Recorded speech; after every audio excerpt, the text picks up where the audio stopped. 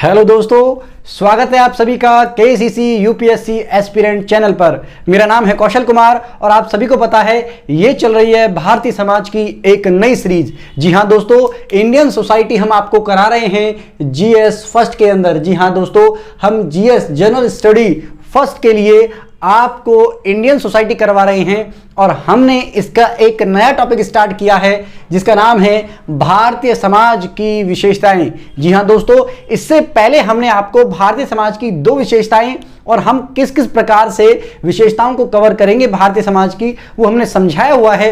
तो प्लीज आप सबसे पहले उस वीडियो को देखेंगे तभी आपको ये वीडियो और अच्छे तरीके से समझ में आएगी। बाकी हमारी पूरी कोशिश रहेगी कि अगर आप इस वीडियो को भी देखते हो तो आपको ये भरपूर अच्छे तरीके से समझ में आए, लेकिन आपको एक बेहतर समझ विकसित करनी है भारतीय समाज के प्रति। तो प्लीज हमारी वीडियो को स्टार्टिंग से आप फॉलो करें, तभी आपको एक बेटर चीज मिल पाएगी। चलिए स्टार्ट करते हैं आज भारतीय समाज की तीसरी विशेषता, ग्रामीण समाज। जी हां, भारतीय समाज का एक अद्भुत गुण यह है कि हमारा समाज ग्रामीणता से लिप्त है। इसका मतलब क्या है? तो इसका मतलब यह है कि हमारे यहां पर भारतीय समाज में जो सबसे प्रमुख बिंदु है वो ये है कि ग्रामीण क्षेत्रों में हमारी जनसंख्या ज्यादा निवास करती है। इसलिए गांधी जी ने यह कहा था कि जो भारत है वह गांवों में बसता है। गांधी जी का यह कथन सिद्ध करता है कि हां, हमारा भारतीय समाज कहीं ना कहीं क्या है, ग्रामीणता से लिप्त है या ग्रामीणता से संबंधित है।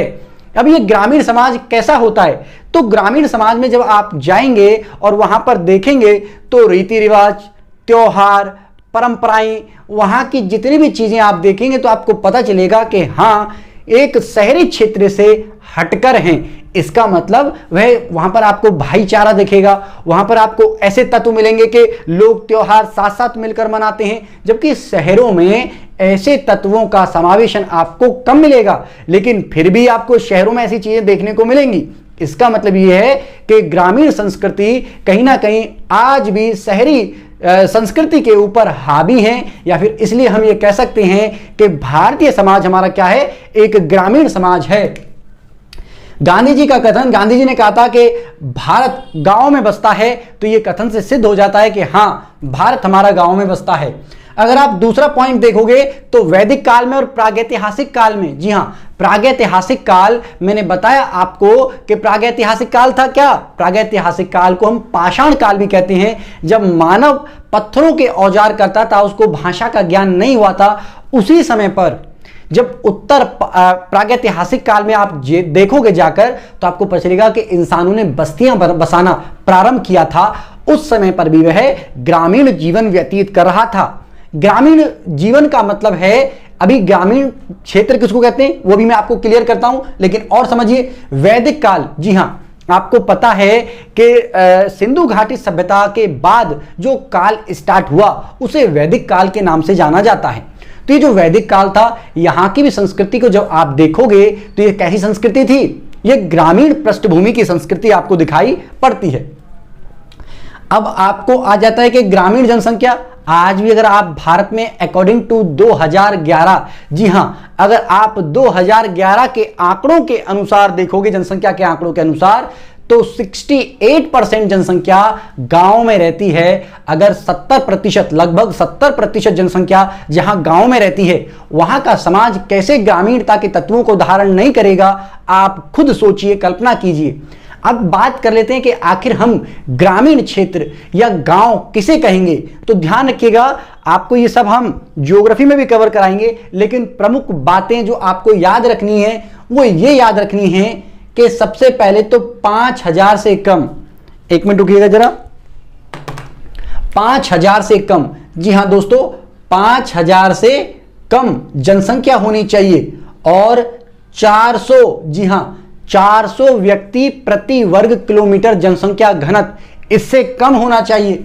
साथ ही कृषि, जी हां, कृषि प्राथमिक पेशा होना चाहिए। अगर ये तीन शर्तें कहीं पर आपको दिखाई दे रही हैं कि कोई क्षेत्र जहां पर जनसंख्या 5000 से कम है और ऐसा क्षेत्र जहां पर 400 व्यक्ति प्रति वर्ग किलोमीटर, यानी कि एक वर्ग किलोमीटर के अंदर 400 व्यक्तियों से कम लोग रहते हैं, तो वह हमारा ग्रामीण क्षेत्र है। साथ ही यहां पर आधी से अधिक जनसंख्या प्राथमिक क्षेत्र में यानी कि कृषि कार्यों में, दुग्ध उत्पादन में, मत्स्य पालन या फिर आपका पशुपालन में लगी हुई है, खनन उत्खनन में लगी हुई है, तो वह क्षेत्र आप सीधा डिक्लेयर कर दीजिएगा कि यह ग्रामीण पृष्ठभूमि का है। लेकिन अगर यह चीजें विपरीत हो जाएं तो समझ लीजिएगा कि वह ग्रामीण क्षेत्र नहीं है, वह क्या है, फिर शहरी क्षेत्र हो जाएगा। तो ग्रामीण क्षेत्र आपको समझ में आया होगा, आई होप क्लियर हुआ होगा।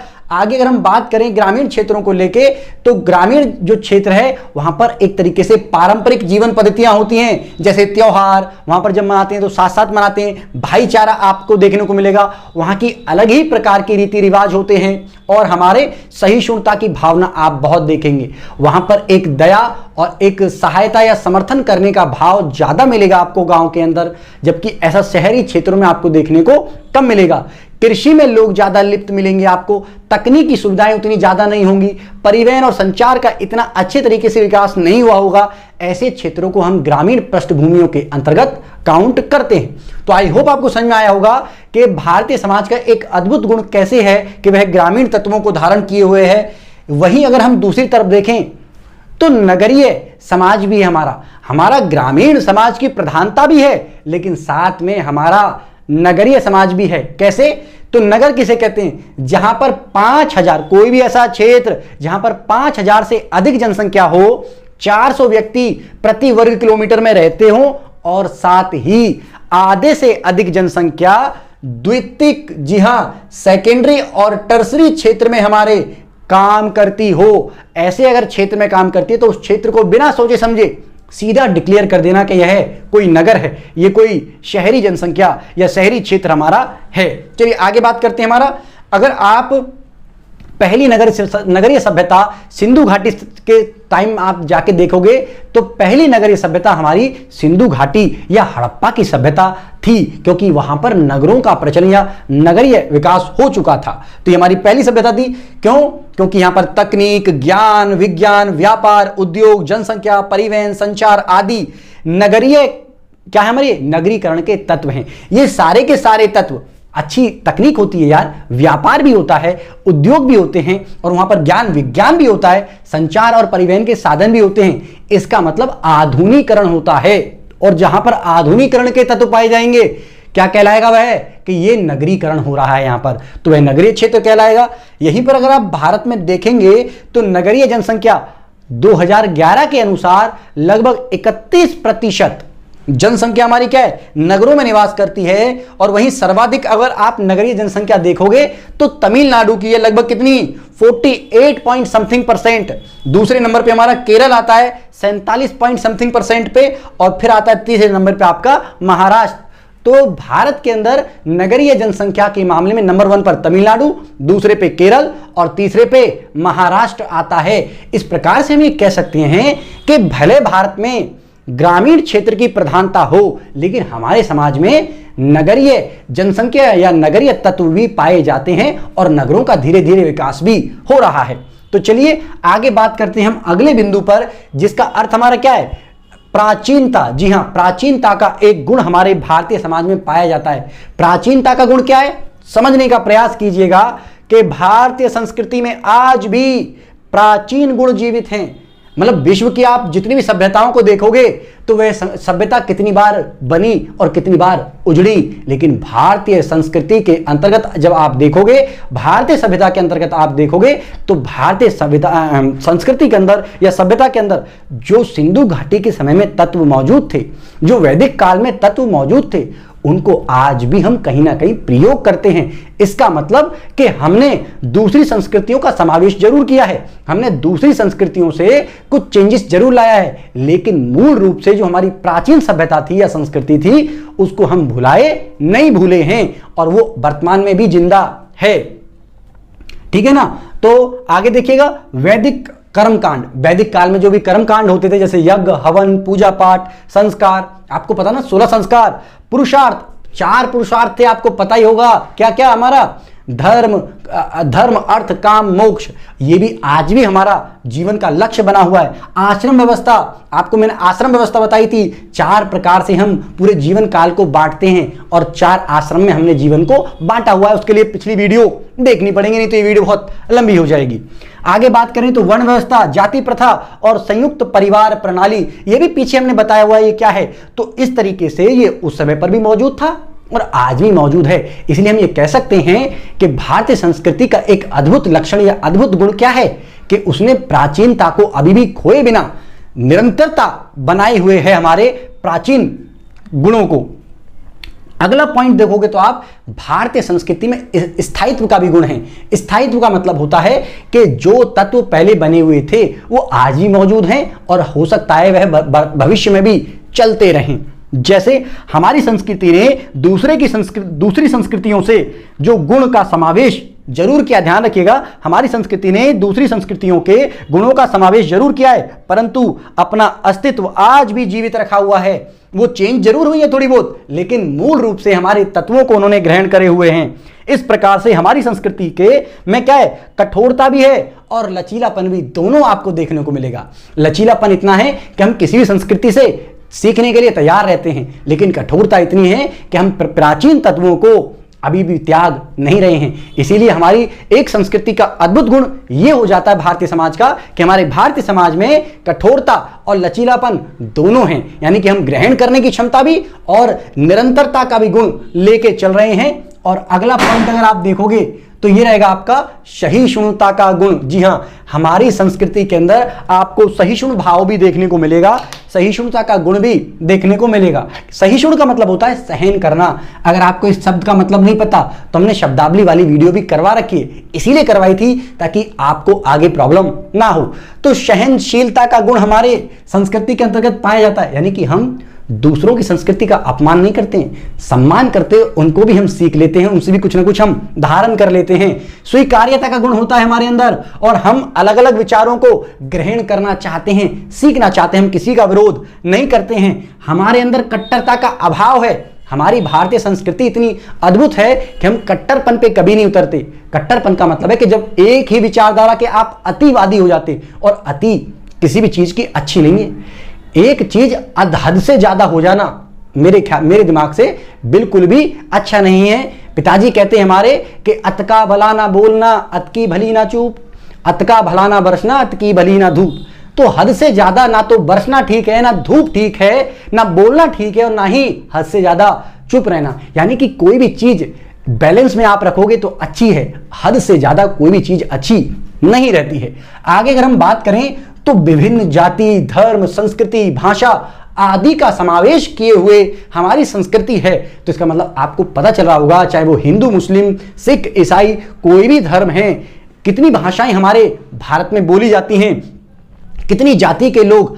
आप भारत में ऊपर से नीचे तक अगर आप जाएंगे तो उत्तर से दक्षिण में, पूर्व से पश्चिम में विभिन्न प्रकार की संस्कृति, खान पान, पहनावा देखने को, रीति रिवाज विभिन्न प्रकार के मिलेंगे। और ऐसी संस्कृति में जब इतने तत्वों का समावेश है तो हम ये कह सकते हैं कि हाँ, सहिष्णुता तो हमारी संस्कृति का एक अद्भुत गुण है। गीता के अंदर भी एक श्लोक लिखा गया है जिसमें सीधा बता रखा है कि हमारे यहां पर सहिष्णु भाव है। कैसे? श्री कृष्ण जी अर्जुन से कहते हैं, कहां पर? महाभारत के युद्ध में जब उनको शिक्षा दे रहे थे तो कह रहे थे, ये पन्य देवता भक्ता यजन्ते श्रद्धायान्विता तेपि मावे कौन्ते यजंता विधि पूर्वकम। इसका मतलब यह है कि हे कुंती पुत्र अर्जुन, इस संसार में ये जितने भी लोग हैं, ये जो अन्य तरीकों से श्रद्धा से जिस भी ईश्वर की पूजा करते हैं वह इनडायरेक्टली मेरी ही पूजा करते हैं। हां, बस उनका तरीका क्या है, थोड़ा सा गलत है, या फिर उनका जो रीति है वो गलत है, लेकिन ये सब मेरी ही पूजा करते हैं। जब श्री कृष्ण जी अर्जुन को ये बात समझा रहे हैं तो वहां सीधा सीधा सिद्ध कर रहे हैं कि उनके अंदर भी क्या है, सहिष्णु भाव है। और हमारी गीता में बता रखा है श्री कृष्ण जी एकमात्र भगवान है और उनकी ही पूजा कर रहे हैं। मतलब अलग अलग तरीके से लोगों का मानने का तरीका अलग है, अलग अलग पूजा पाठ करने का तरीका, लेकिन वो इनडायरेक्टली मेरी ही पूजा कर रहे हैं, ऐसा श्री कृष्ण जी कह रहे हैं। तो इससे भी कहीं ना कहीं ये पता चलता है कि हाँ, हमारी संस्कृति के अंदर सहिष्णु भाव पहले से मौजूद है।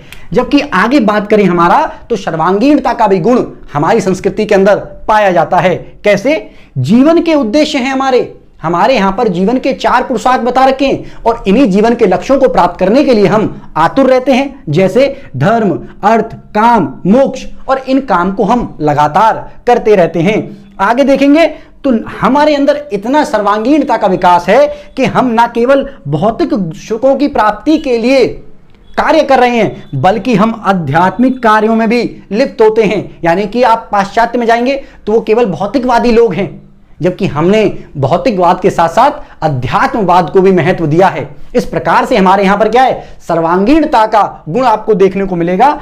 हम न केवल अल्पसंख्यक, बहुसंख्यक, सब दोनों का समायोजन करते हुए चलते हैं। ये नहीं कि बहुसंख्यक अल्पसंख्यकों को दबाएंगे, बल्कि हमारी संस्कृति में अल्पसंख्यकों को भी साथ में लेकर चलने का प्रावधान है। इसलिए हम ये कह सकते हैं कि हमारा भारतीय समाज सर्वांगीणता का गुण लेकर चल रहा है। सामाजिक, आर्थिक, राजनीतिक, शैक्षिक, धार्मिक और पर्यावरणीय सुरक्षा और विकास का सिद्धांत हम वर्तमान में भी फॉलो कर रहे हैं। इसका मतलब यह है कि हम केवल एक क्षेत्र में नहीं, बल्कि सर्वोपरि या सभी क्षेत्रों में हम भारत को लेके आना चाहते हैं। यानी कि हर क्षेत्र में काम करना चाहते हैं, सर्वांगीण विकास करना चाहते हैं हम हमारे देश का। और साथ ही अभी आपने G20 हुआ, उसका स्लोगन भी देखा होगा, और साथ ही हमारे वेदों में भी ऐसा कहा गया है, वसुदेव कुटुंबकम की नीति, यानी कि ये पूरा विश्व एक ही है। यानी कि विश्व एक परिवार है और एक परिवार की भांति इसका कल्याण करना है। तो इस प्रकार से आपको समझ में आए होंगे सारे के सारे भारतीय समाज के गुण। चलिए आपको अगली वीडियो में भारतीय समाज के कुछ और गुणों पर चर्चा करेंगे। तब तक के लिए थैंक यू। जय हिंद, जय भारत।